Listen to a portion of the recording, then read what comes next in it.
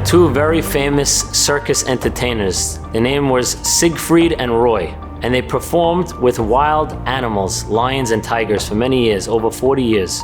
In 2003, about 20 years ago, Roy was ferociously attacked by one of the tigers in the middle of his performance, and everybody was shocked. And all the experts were wondering what went wrong that suddenly he was attacked. For 40 years, he's in a cage with these wild animals, and nothing happened.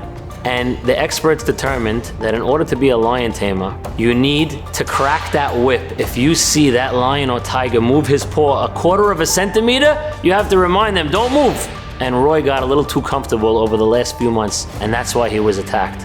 One of my Rabbi said when I was younger, when the Anshe Knesset HaGedolah prayed that the Yetzer Hara for Arayot should be eliminated, they saw the image of a lion leave the Kodesh HaKodashim. This Yetzer Hara for Arayot is referred to as a lion. And he said, if you want to be successful keeping the Yetzer Hara for Arayot at bay, we have to walk around with a whip in our hands. As soon as something comes in front of us that could tempt us, we have to be able to crack that whip. Which means, when we wake up in the morning and we leave our house, if we approach the day and say, okay, let's see what happens, and we come with a little bit of a complacent attitude, then that Yetzer Hara, which is like a lion or tiger, could attack us. But if we leave our house in the morning with that whip in our hands, and we're driving down the street, and the Yetzer Hara comes in front of us, and we crack that whip and we say, I'm not looking, I'm not gonna look, then we have a much better chance to keep that Yetzer Hara at bay.